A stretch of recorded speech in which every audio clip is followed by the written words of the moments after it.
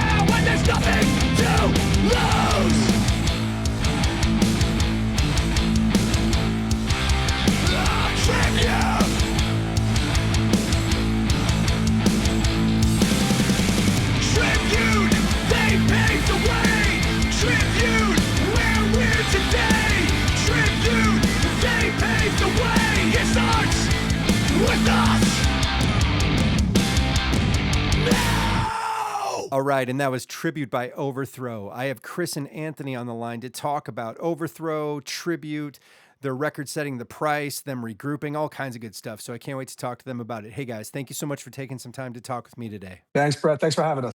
Yeah, absolutely. Awesome. Yeah, it's so much fun to hear. I was a big fan of New York City hardcore when I was younger, a lot younger, I should say, and into the mid '90s, and I still am. There's a lot of stuff I still listen to, but this isn't what I expected to hear when I first heard it, and I was just really excited about it and digging into your past, and that you guys formed in '95, I think it was, and then something changed in 2001, but before we get into all that, tell me about why you wanted to talk about tribute today.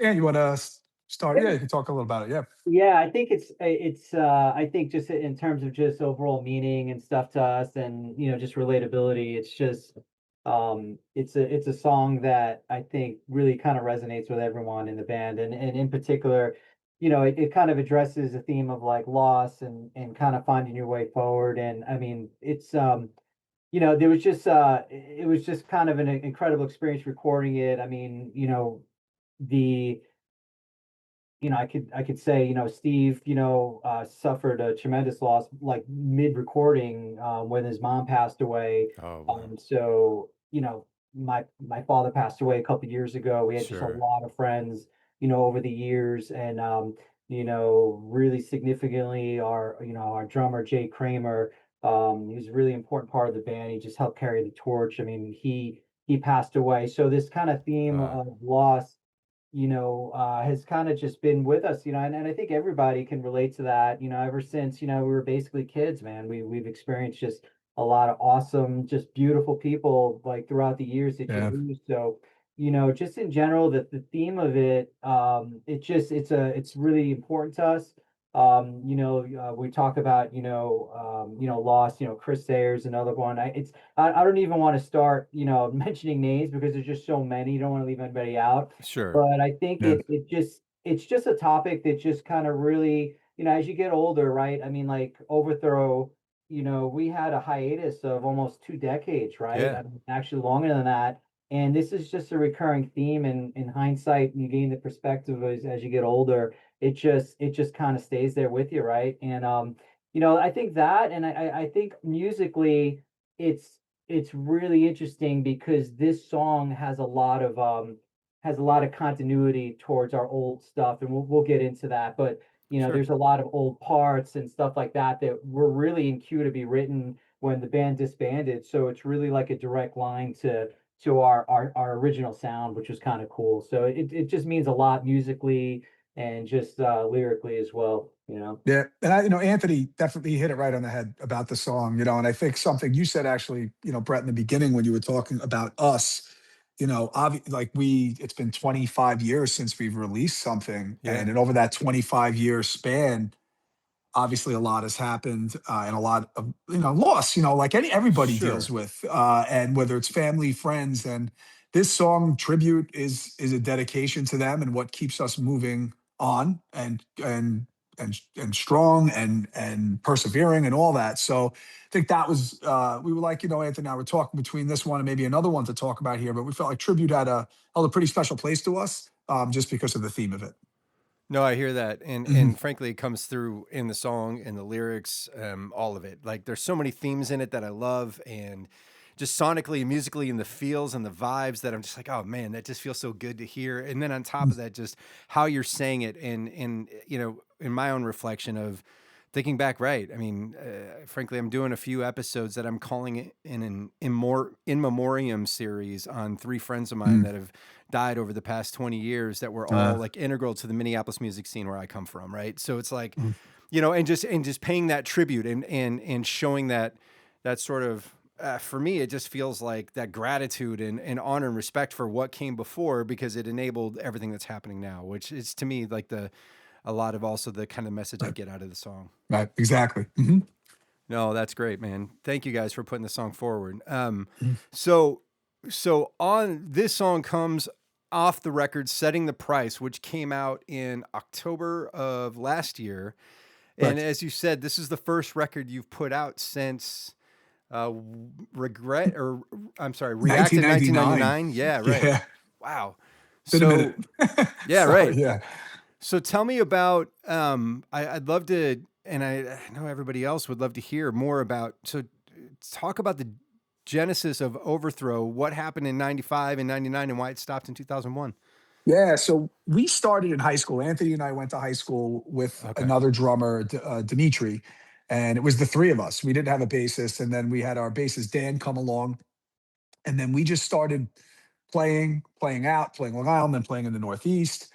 We ended up doing which led to a split we had split 7 inches and 7 inches and stuff like that. But we Sure. had 98. We did a split CD with Voice of Reason on Stillborn Records, which is Yep. Jamie from Hatebreed's label. Uh-huh. And that helped. That helped us in the Northeast a lot, because Awesome. we were moving with Long Island and New York, but then we were getting out there with the Northeast and playing in Connecticut and other places as well, just because we were on Stillborn Records. We then signed with Triple Crown Records and put out our album in 1999. Mhm. We played out Northeast. We played all over. We played a lot. We had other places that we could have played also, but we were 19 at the time.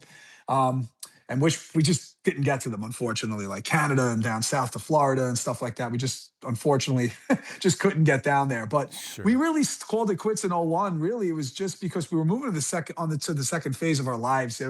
Everyone was still all friends.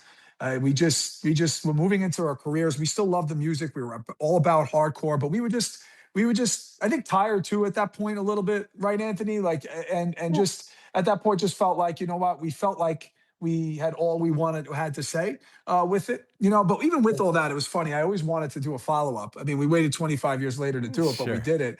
But that was really just like, short story of like who we were in '95 and really why we ended in '01. We had our last show, and our technical last show in 2001 was sick. It was on Long Island. It was with Glassjaw, Bane, Ensign, Wow. Shia Lude. It was this Wow. crazy festival that we played. And there was like 10 bands on it. We were like smack in the middle of it with all these powerhouses. And it was just a great way to go out. And that's really why we called it quits. We were just at that point moving forward with our lives. Yeah, and it was just like, I remember back then, like writing, I don't know, it just felt like I was, musically, I was just kind of really tight. I wasn't writing loose. And it just, like sometimes things just kind of get to a point where it just kind of, it's like we weren't going to release something that wasn't as good or, better than, Sure. a previous release. And I think that was kind of always our kind of our guidance, right, when writing. And that's the way it was with this album. And we've always said that. And I think we were in a place where, we weren't confident like at that time that we could really, continue on with the, and carry really that, that direct line from React. React is a very raw album. I mean, we didn't even have a lead on that album. And it lived off of like tempo changes, and it was just a lot of really kind of unique breakdowns and stuff like that. So I felt like it was the right time, and I think it was kind of all like a mutual agreement. There was never any bad blood, nothing like that. And it just was time. And so coming back, we I feel like this time around, like we were just so loose writing, and everything just felt so organic. Like Mhm. it was really it was just a perfect end cap to React. And I'm looking forward to what happens, next. And I got to throw something in there, like in Yeah, the yeah. beginning, like when you asked, like when we, how we started and Sure. stuff. We like we used to play as really, we started out as a three piece without even a bassist, and then Dan came on at that time. We used to just, I mean, we played the Roxy in Huntington, and I remember we got on like a Wednesday show, and we must have brought like 90, 100 people to that From our show. high school. Yeah. Yeah, Nice. So we and were the in high school at guy the time. Yeah. the guy just loved us, like because he was, and so this guy Frank Cariola, who like ran that place. That guy was hilarious. He used to just pack that place.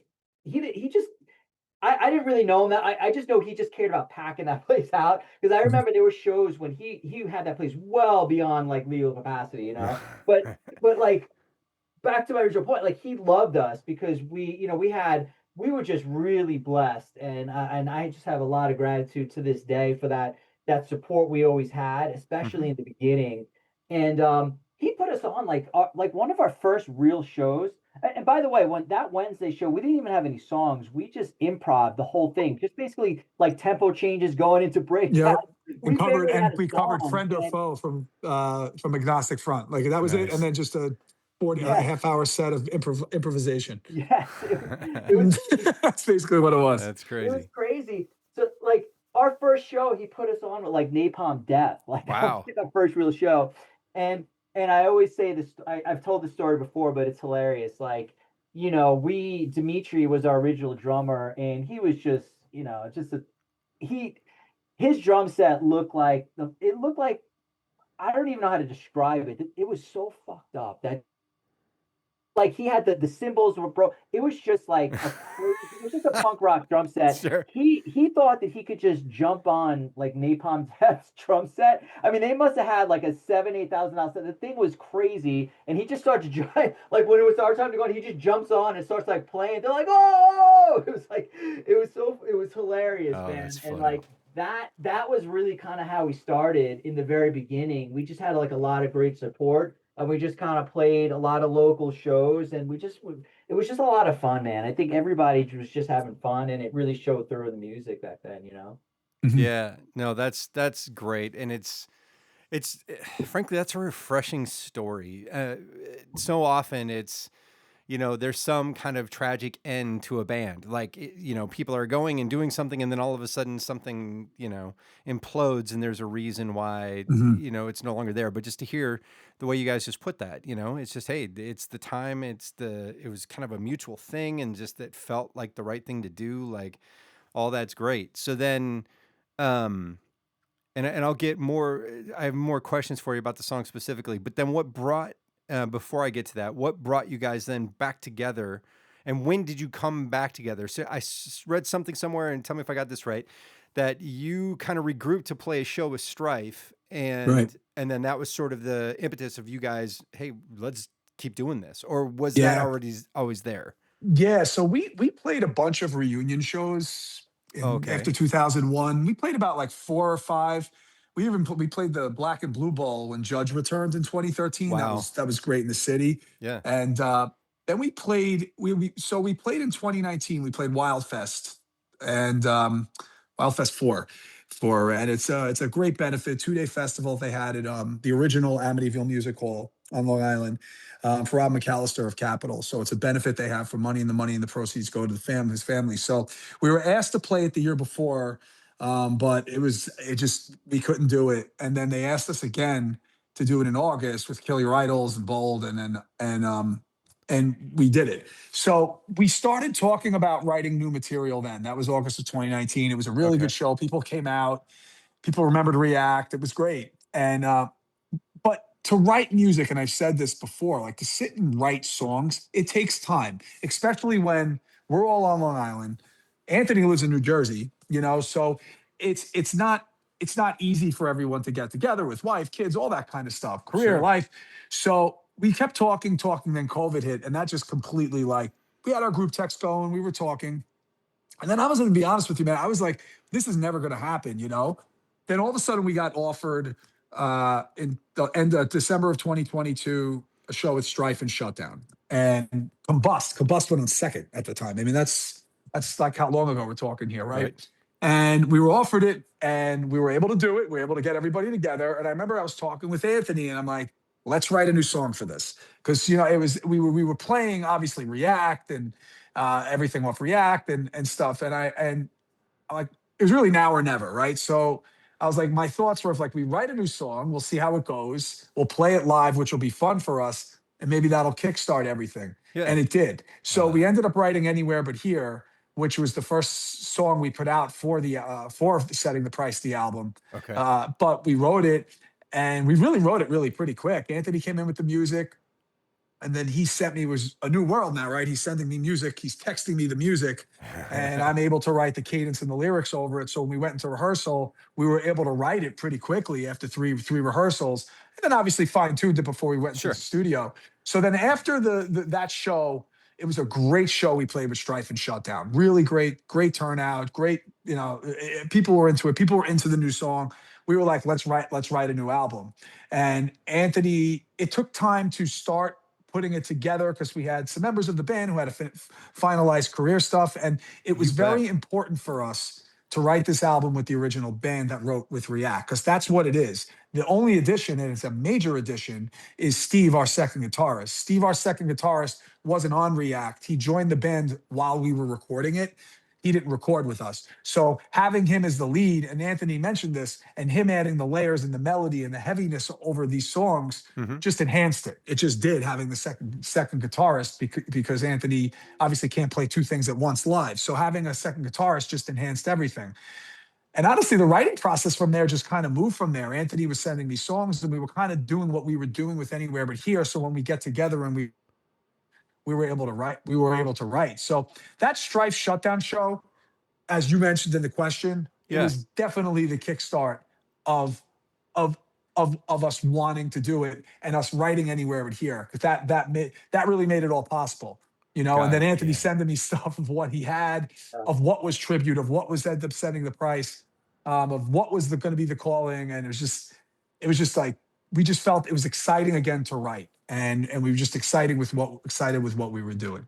No, that's awesome. Oh, go Mhm. ahead, Anthony. Were you gonna say Yeah, something? I was gonna say also, like, for me, I hadn't picked up a guitar since, like, I mean, it was a long time, right? Almost 20 years had passed, and I just, I'm not like the type of, there are a lot of guitarists that, like, I have friends and cousins that they play, and they just love playing, and I love playing, but I love writing and I love performing. So Mm-hmm. once that was kind of like off the table, I really didn't pick up a guitar. I mean, every once in a while, every like 5 or 6 years, I might have an itch and then I might write a little bit. But so I had accumulated some riffs, and before that Strife show, it's probably worth mentioning, like Dimitri came up to me with this. He had a couple guys in Brooklyn that he was talking about starting a band with. He's like, "You want to do it?" And so I kind of test drove. I had Setting the Price written, and I kind of test drove it with that band. It didn't really work out. We actually had a show. We played with like Murphy's Law, and we had a really fun show, and it just wasn't, like, sometimes it's just the chemistry isn't there, Sure. and it just didn't work out. But what that did was it really got me writing a lot. Like, so like I before we even got to that section, I had just built up just some random riffs, and then so when Chris came along, and Chris really, I mean, I remember he called me and asked, about it. Do you want to do it, and do you want to get? And I was like, I had some stuff already from that, and then I just, and then COVID hit, and then all I had was time. So, it just kind of organically, kind of really worked out. Absolutely. No, and so when was that the other band happened? I kind of lost the timing there. Was that what That kind of was year was that? that was 2019, Oh, I'm gonna okay. say. Okay. Yeah, that Got was it. probably, I don't think it was 18. I think it was like 19. It was probably the early portion of 19, if I remember. Okay, got it. Makes sense. So then Anywhere But Here was the first song. And as Chris, you mentioned earlier, Anthony sending you riffs and ideas, and that's where Tribute kind of came about. So let's talk a little bit more about that. So Mhm. was Tribute just how did that start, Anthony? Was that just a riff you had, or was it which part? Like, kind of how did that come together just Yeah, so initially? so what's really cool about that song is, there's like a repeating, like breakdown of that song. Mm-hmm. And when after React, Chris had mentioned that Steve had come on board, and Steve actually wrote that breakdown. And so when we disbanded, that was in queue, and we were kind of messing around with it in different songs, and we never quite solidified it, but that was on deck to be written, that breakdown. Yep. So that, and then I had that intro for, like, I mean, a long time, and I was just like, I really want to work this into something. And so, like, it just came together, and I think that's like one of the coolest footnotes of that song, is that, like, it is exactly the sound, and you could really draw a direct line from where we were at that time, and then that song. Like, that song probably would have came out if we just kept writing, like, back, in, early Sure. 2000, so it was really interesting. So it was kind of a culmination, like, Steve had written that years ago. Yep. So it was kind of cool, because that was really like his first writing contribution to the band, Nice. in terms of, just like it, like, structurally, like riffs and stuff. And it followed us, like, over 20 years later, so it was really cool. So, like, that, it was just kind of a common, and I knew, the like, conceptually, like what the music was like what the theme would be, and I kind of just, Chris just kind of took it and just really just did a freaking awesome job. Maybe, it was kind of cool. I contributed maybe a line or two, but Chris really nailed that song, like exactly what I was envisioning. Like lyrically, he really nailed it. So it just was one of those songs that just came together. And then he also, Chris, I mean, you like really quarterback that. Like that song was like a mile long, and and like that, like I'm just gonna write.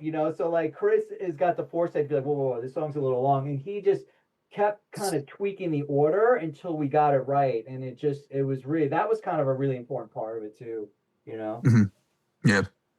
Yeah. No, Oh, go ahead. Sorry, Brett. no, I was just going to say, one, it's just super cool to hear that thread from, from writing post React and how that directly ties into the new record. Like, I think that's awesome. But then also just how that sonically came together. But then when you were saying, Anthony, that, you kind of had an idea of what this was going to be about, Chris, did you guys talk about that? Like, this is going to be a song yeah, it's going to be this tribute kind of song, or Yes. was it, oh, okay. Yeah. And actually, it's funny where I'm sitting now doing this, just having this discussion with you was Yeah. literally where I was sitting when Anthony and I were on the phone talking about this Oh, song. I'm wow. actually like getting deja vu from it, which is kind of cool. So yeah, he sent me, when he sent me the music, I loved it immediately. It has Hmm. this, you could tell this, it's a light, bright, uplifting, Yeah. fast paced tempo, but has like two-step parts, but has a mosh part in it. Like Uh-huh. it was, I loved it. And he had the I don't know. The song has a couple of choruses, I'll say, but the real, like the real chorus, the United as Brothers, that line, he had all that over that part. And he's like, the song, he's like, it's called Tribute, and explaining what it's about. I'm like, I love it, So Got it. then from there, did the verse, did the pre-chorus, then did the other chorus, in line of the theme of the song of Tribute, of what it was about. And it really was. It was a cool collaborative process. Even when we were writing it with the band. Because the song was, it's funny, he says a mile long. The song, we enjoyed writing it so much. The song was clocking in at close to 5 minutes. It was it was like turning into the length of a Metallica song. Sure. So, I was where I'm sitting now, we would record our sessions and listen to them and just constantly listen of ways that we could, shorten it, but keep the essence of the song. And I really feel like we captured that. No, yeah. Yeah, yeah, Mhm. yeah. Well, that's awesome. That's awesome. So then kind of speaking to the rest of the record, like how and did the rest of the songs kind of come about in that sort of similar dynamic where, and I think you were kind of talking about that earlier, both of you, where Anthony would present like kind of parts and then sort of just the formulates kind of the theme of the song, and then Chris, you write the lyrics. Like, is that generally how this flowed? For most of them, yeah. There were songs like, Incomplete, which was one of the ones we Yeah, were yeah, thinking yeah. about talking about here. That, which is the first track on the album, that we wrote. Anthony, I mean, would send me the riffs, but Anthony wrote that, like we wrote that actually in the studio. Yeah, we really mostly wrote that in the studio, that one. I actually remember when we were rehearsing, not the studio. And then the other songs, like Anywhere But Here, was how I described, was sent to me. A lot of it was Hmm. just the riffs sent to me, like The Calling, for example. The riffs were riffs sent to me of him just doing the song, and then me putting everything over it in terms of the lyrics, cadence, and all that kind of stuff, Yep. just for the sake of time. So when we went into the studio and then we would give it to the guys, and then Steve would add his layering, Dan would add what he does, and then Rich, just taking everything to the next level and enhancing everything. Because his drums on this album are so in your face and powerful.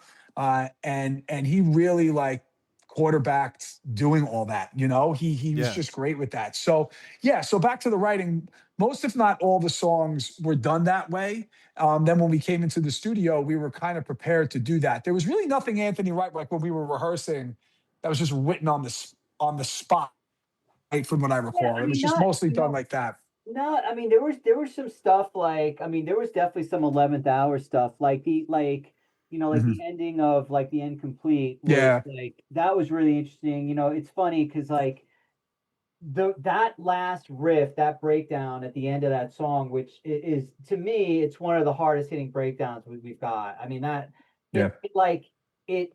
I had something written, and I was going. I was set to go into the to record the next day. The guitars on it, and Rich was kind of like, he was like, try, he was kind of like, maybe like follow the drums a little. He was kind of pushing me to kind of massage it a little bit because that was the last song we wrote. So that was the song that we had the least amount of really time on. Like a lot of the earlier you write the song, the more like it just progresses because hey, you played it for months, you tweak stuff. So that was like our last song. So we had just written that ending part, that last breakdown when it kicks in. And I'm like, you know what? I was just like, I was just I wasn't annoyed, but I'm like, you know what? I remember thinking to myself, you know what? Like I owe it to this guy because he sacrificed a lot, for this recording. And I'm like, you know what? Let me get up and let me see it.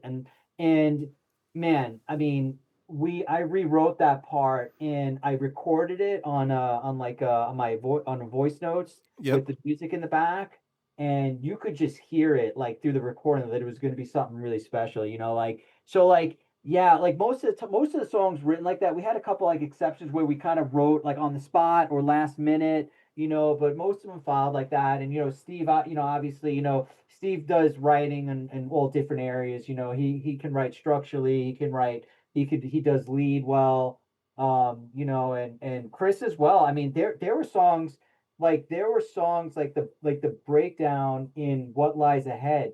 Chris actually like the ending breakdown, Chris actually wrote that by like vocalizing it to me. Like, like it was so crazy. And I'm like, and he actually wrote that, and I just kind of put the guitar to it. It was kind of cool. So that was kind of unique. But yeah, I mean, we generally follow a similar script when we write, Sure. but then we also deviate like Remembrance, like, Rich was really quarterbacking that. That was a song similar theme to Tribute, and he wrote that specifically with Chris Sayers in mind. One of our great friends, passed away. So like, that one was totally different. Like that was a totally different animal. We never written even a song like that, and that was written like very collaborative. That was like Rich and Steve doing a lot of the heavy lifting on there. And so but for the most part, yeah, we follow that script, but we deviate every once in a while. Got it. Well, and one thing that I'm also just trying to clarify a little is that the way you're talking about it, it sounds like Anthony, you have an idea, you record it, and you give it to Chris. Chris writes lyrics, and then you guys just immediately go to a studio with everybody else, and then you record it. And I'm like, wow, how did you do that? But is Hmm. that kind of how this came together? Like, did this record come together song by song like that? And then just when you had one that was done, you just went to the studio to do it? Or did you write for, I mean, I just think of bands I've been in the past where, we're writing and wood shedding, whatever we're doing for the like 2-3 months, Mhm. get a record done, and then we book studio time to go do it. But how did that work out Yeah, with Brett. this? It's funny. I wish well, I'll talk about the writing. The recording process was that fast. There's parts of me like I actually still think we're in the studio, right, Anthony? Like, is this Okay. actually out yet? Yeah, it's But deep in that. as for the writing process, though, Brett, like it Yeah. went real. I thought, and honestly, I thought it went really fast. We got together, wrote 8 new songs. I'm going to say in about 4 or 5 months, Okay. if all together. Sure. There was a little time in between and lapses of but not because of difficulty writing. It was just more of us getting together. But we were really, and even at like there was a couple of months where we weren't rehearsing. Anthony and I were still talking, doing stuff. So when we got together, I just think that it was moving really well, really fast, but fast in a good way. Yeah. The song. So when we were ready to go into the studio, we went into the when we went into the studio, we didn't do one song at a time. We recorded all the drums, got that done, and then it was just like the guitars and then the lead and then the Okay. bass, and then Got it. I would Yep. go in. We kind of moved quick with Anywhere But Here because we wanted to get that out. We wanted to release a song. Sure. And then we released The Calling after that. And then a year later, we finally put out Tribute and Complete and then the full album. So that was more of the recording process taking a long time. And Okay. but the writing process I thought went really nice, really smooth. It's funny, like sitting here talking about the writing process again, because we're ready to just we're starting again up again. It's like actually Yeah, be getting me motivated to start writing again, honestly, just sure. by talking about it. But yeah, the writing process I thought went. I was actually honestly Anthony, right? Like the smoothest it's ever been. And I think and we had so much fun with it because I think we were all appreciating it doing this in our mid 40s where we never thought we'd be doing this again, you know? Yeah. Sure.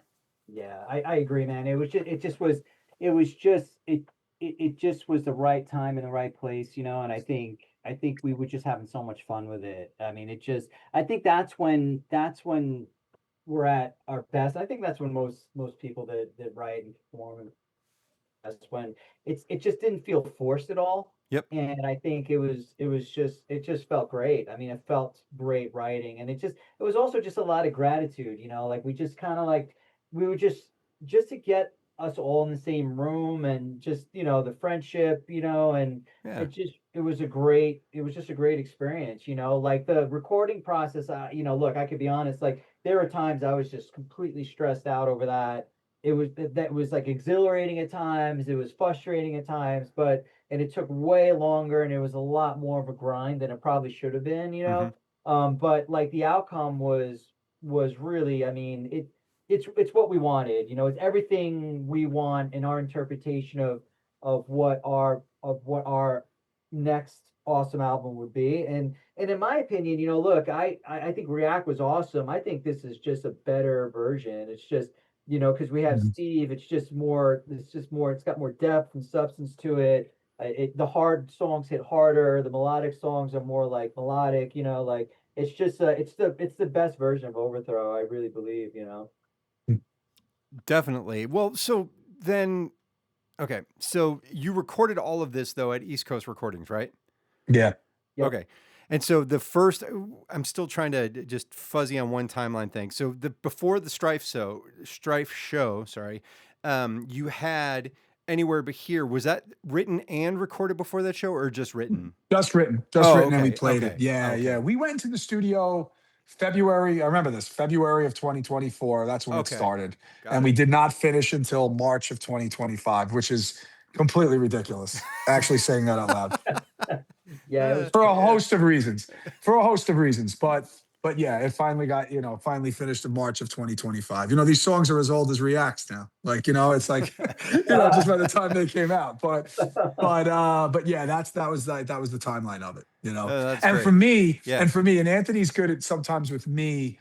It's like I I'm better at it now that I'm older, but it's like getting ahead of like, I want to do this, I want to do that, I want to do this, and it came out in October for a reason, October of 2025. There was a reason for it. yeah, There's opportunities with us with shows and things that we have going on that are coming up, but that are also getting presented to us. That I don't know, everything happens for a reason of when this stuff's supposed to drop. Yeah, and no, it was crazy. Like we had to pick each other. There were times when I was just like freaking the fuck out, excuse my language, sure. like No, where that's and it was like I had to, Rich was a great, I mean, I'll say this He again, like was. Rich was like the best locker room captain you could possibly have.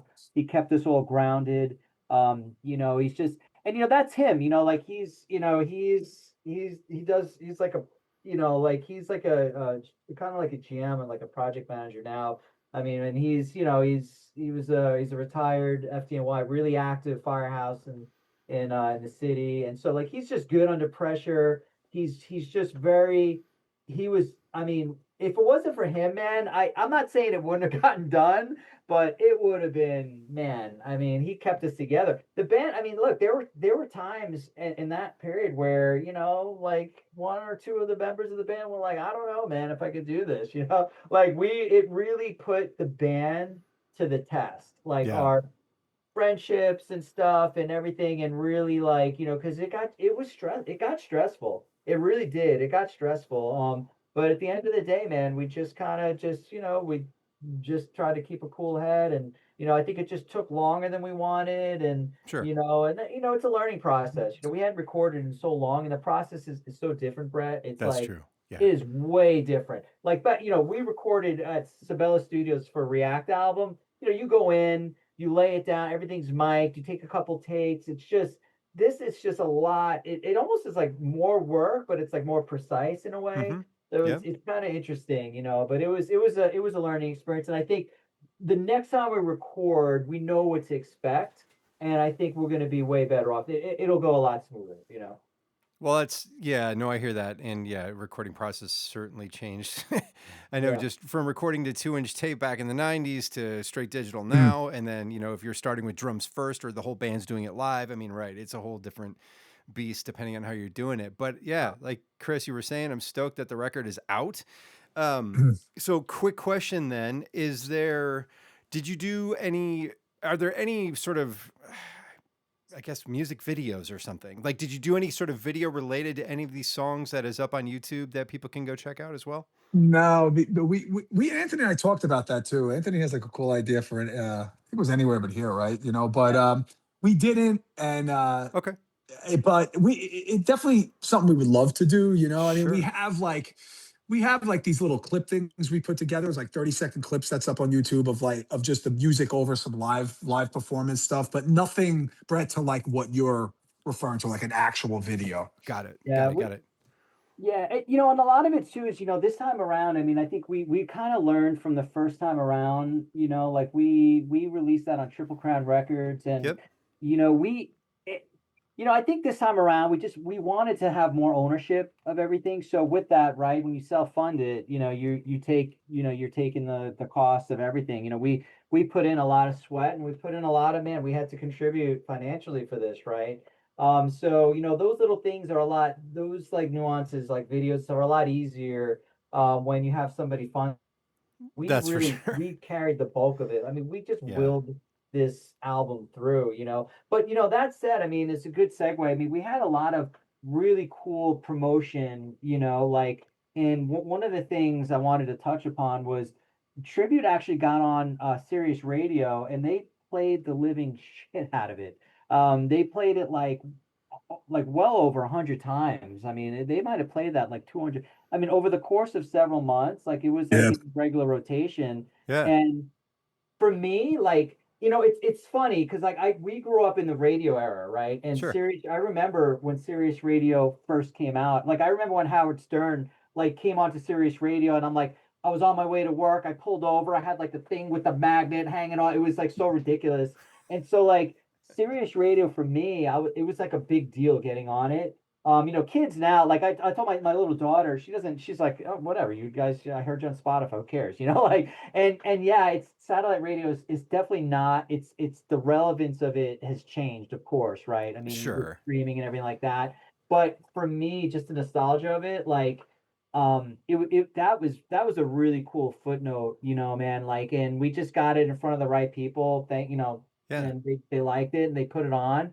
And not only did they put it on, they let us record a liner with it. Like, so like when Oh, they that's played it for cool. the first month, it was like, hey, it was like, this is Anthony from Overthrow, and like just like kind of like a really quick what the song is about. And I was like, how did that happen? And it was crazy. Like I caught it on the radio like on my way to work or back like a good 5 or 6 times. Like, and it was just really cool, man. Like that was a really cool portion of it. I mean, we talk about just being self-funded, and Yeah.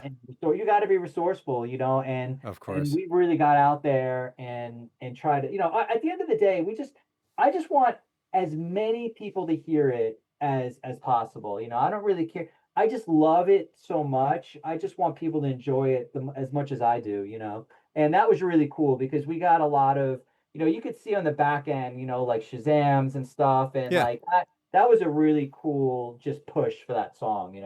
Yeah. No, I know that feeling of the first time I heard one of my songs played over the radio. I was like, did that just happen? Like, to Yeah, me, that was surreal for like, such a it's cool cool. feeling. But Yeah, no, it's that's cool. awesome. And cool good for you guys for, putting this out on your own. I see that it's digital on Bandcamp. Are there physical copies of anything anywhere? Is it going to be on CD or vinyl? We have CDs of setting the price, and vinyl's in the works. We're Okay. looking at doing that. But yes, we do have CD. That's the physical copies we have of setting the price. We do have CDs. Okay, cool. And Mhm. where do people get those? Because it doesn't look like I can get it on Bandcamp. Yeah, not Bandcamp. You could get it on if you go to our website, Oh, overthrowlhc.com. yeah. We have a whole store with shirts, Awesome. all other merch, everything's on there. Good. Perfect. Hmm. Great. And so, all right. So celebratory new record after 25 years, and you're getting radio play. So what else is coming next? You guys got some shows coming up? Yeah, we have a lot coming up this summer. We're excited. So we've played in support of the album. It's like what we feel now is like, I'm not going to go, if I'm not saying we're not a 3-week tour. If something came along, of course we would, it's difficult where we are in our lives, but we're looking at like, we've done a bunch of different weekends, Northeast weekends, with God's Eyes Extinction AD. We've done it with Shutdown. We did a little weekend for when the album came out.